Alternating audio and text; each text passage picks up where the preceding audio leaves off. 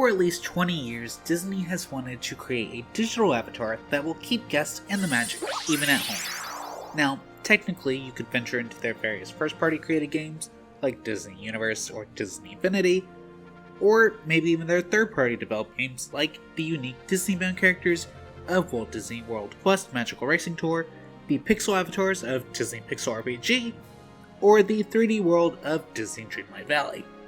But as you might be able to tell, it gets quite expansive the more we look at video games, and a lot of them really don't have relevance to this video.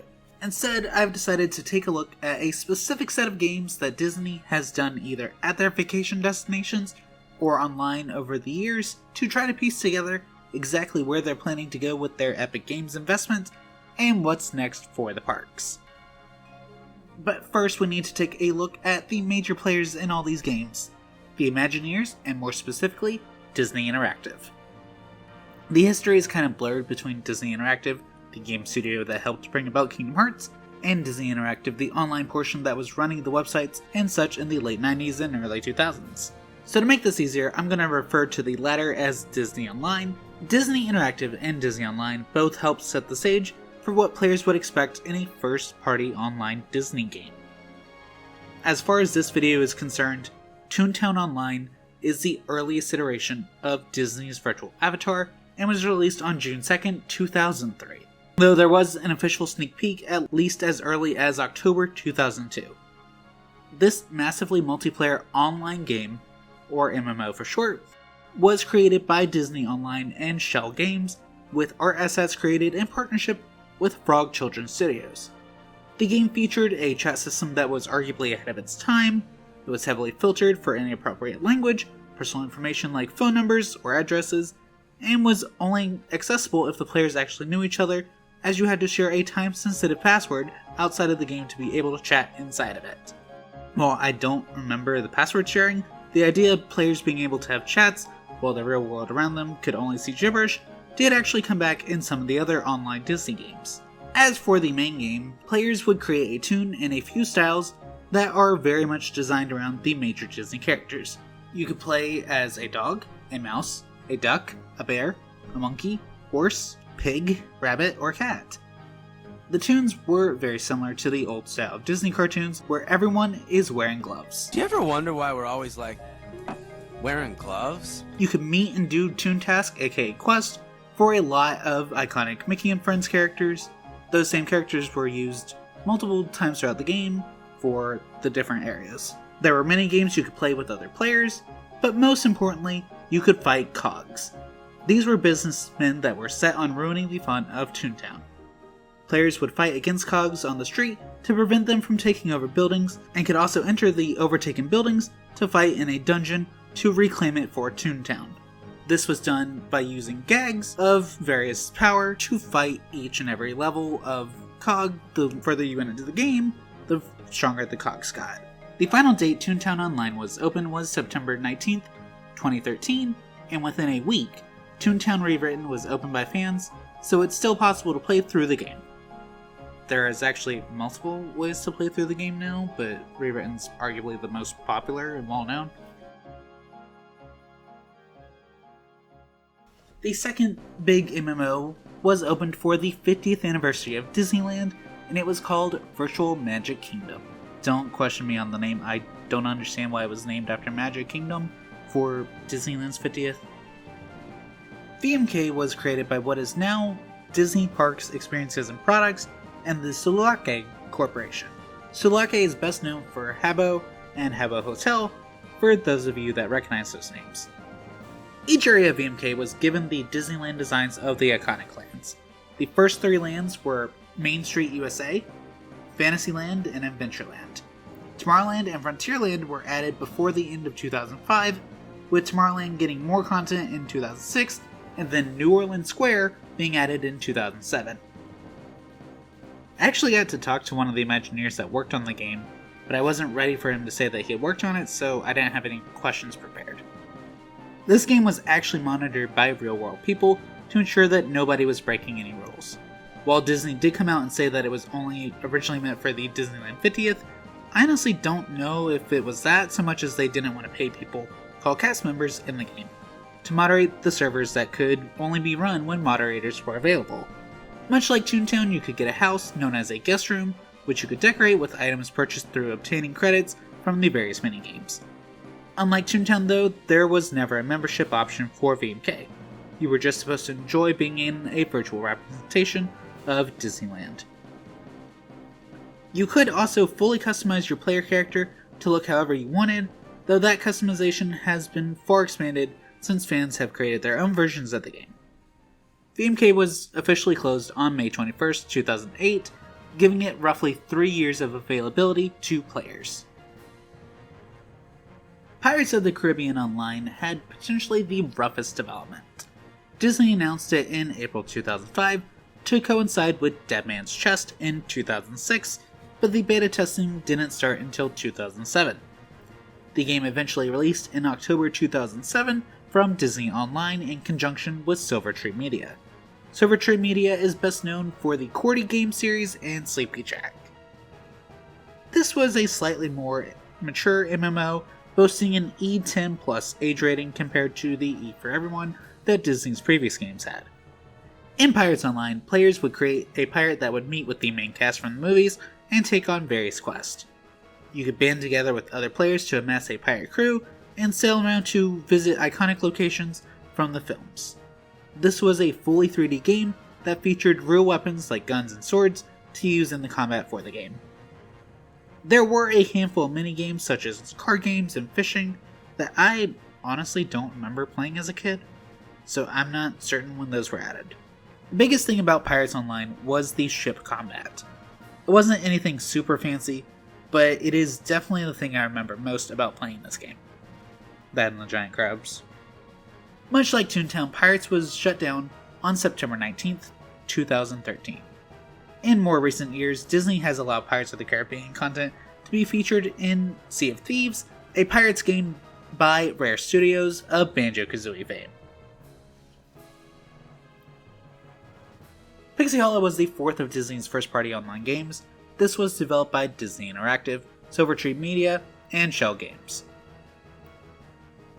It was released on September 20th, 2008, to coincide with the first of the Pixie Hollow movies, Tinkerbell. The game had the classic gender choice, but with a Pixie Hollow flair of a fairy or a sparrowman. Pixie Hollow featured several mini-games that you could play and also a home that you could decorate with items. There was a membership that would allow you more content. Similarly, players could purchase physical items called clickables that would interact with the game via linking to your account. This was actually a fairly popular monetization method at the time. Sites like Webkins did the same thing and basically rolled it into having to keep getting toys to be able to play. And games like Rocket League would later use it to unlock cosmetics. I'm not really sure what the clickables did though. It just says that they unlocked various items for your players, so if you had a clickable, please tell me down in the comments. Anyways, the game was also closed on September 19th, 2013. Disney's shortest-lived online game was the World of Cars Online. The game was created internally, though the documentation on exactly which team developed it is a bit lacking. World of Cars initially raced into a beta on March 1st, 2010, and opened to everyone on June 29th of that same year. Players were able to create and sort of customize a car as their player character to be able to chat with other players, compete in minigames, and take on quests. There was also a race mode where you could compete against other players, the residents of Radiator Springs, or the delinquent road hazards. Much like the other post-VMK games, Disney included a membership for this game, doing so early into the game's life, which might very well have been the reason that it wasn't able to survive like the other games. World of Cars Online was officially closed on February 8th, 2012, roughly a year and a half from the initial launch. Unlike the other games, which have all had fan remakes, World of Cars doesn't currently have a fan recreation, though it does appear that efforts are being made. However, there was a short-lived pseudo-sequel called Cars Land Racers, which was opened in July 2012 to roughly coincide with the opening of Cars Land at Disney California Adventure at Disneyland until sometime in 2013 that doesn't seem to have been well documented online. It was very similar to World of Cards, except you didn't need to have a membership. After September 19th, 2013, Disney was supposed to be focusing on mobile games and a rather popular game that Disney happened to acquire during a buyout, and I have intentionally neglected to mention Club Penguin. Despite 3 of the online games closing on the same date, Club Penguin was allowed to live on, even though it basically followed the same methodology as the other games.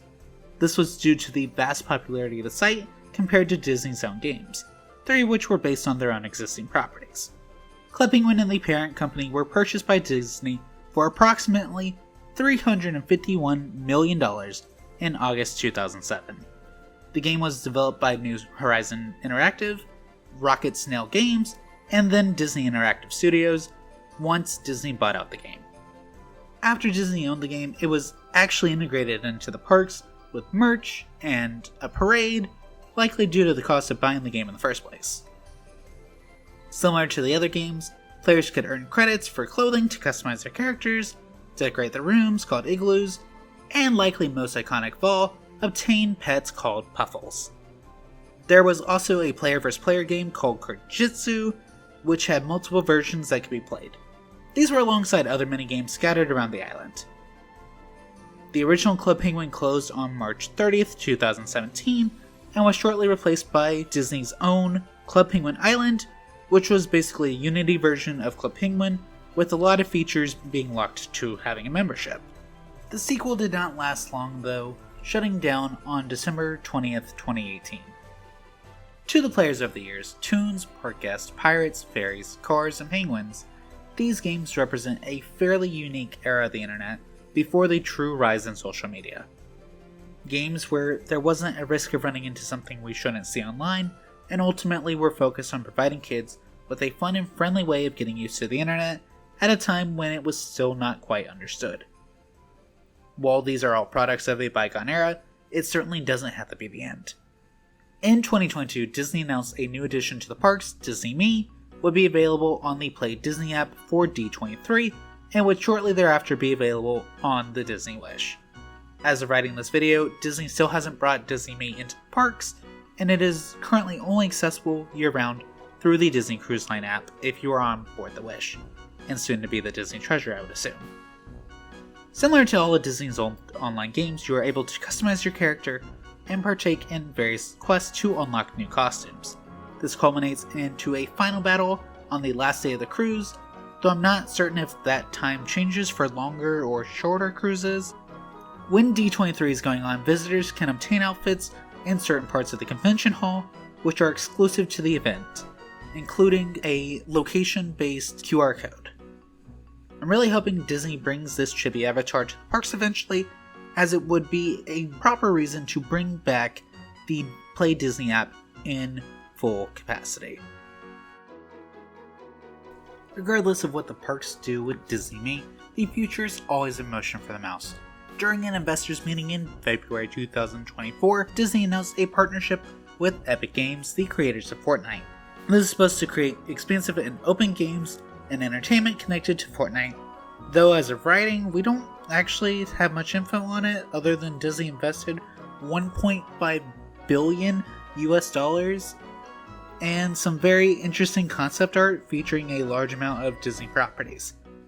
If I had to guess, we will hear the first major announcement of this partnership at this year's rather large D23 Expo in California.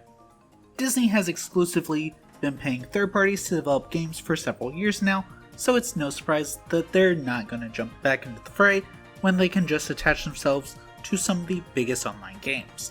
They've already done multiple collabs with Fortnite, as well as Fall Guys and Minecraft. The Disney Minecraft collab set costs $7.99 USD plus tax, and that's going to be the most bang for your buck, as the costumes for Fall Guys and Fortnite only get more expensive from there. When Lightning McQueen was added to Rocket League, he was $20. And that's exactly what Disney's wanting here. They want players to buy the costumes in these games because it means more money back for them for the relatively low effort of licensing out the intellectual property rather than having to develop and maintain these games themselves. I am hoping that this expensive partnership with Epic Games is going to mean that all these various Epic-owned games are going to have their cosmetics usable in this virtual Disney movie kingdom. But we'll have to wait and see. That's also not the name, but it could work. Thanks so much for watching. This was actually a much larger rabbit hole than I was expecting when I first started writing the script, so I hope it was a fun walk down memory lane. If you enjoyed, why not subscribe? This is the kind of content I have the most fun with creating, so I'm hoping to focus on it more soon. Looking at how much content we've lost from Disney over the years, and how a lot of it is still not recovered, is exactly why I make the Magic Band Plus videos, so they'll exist long after Disney stops running them. It was quite interesting taking a look back at games that I remember playing and enjoying as a kid, and I sincerely hope that the Disney x Epic partnership leads to the same feeling for the people young enough to put the most hours into that game. Anyways, I've got some more videos to work on, so I'm going to head out for now. I'll see you real soon.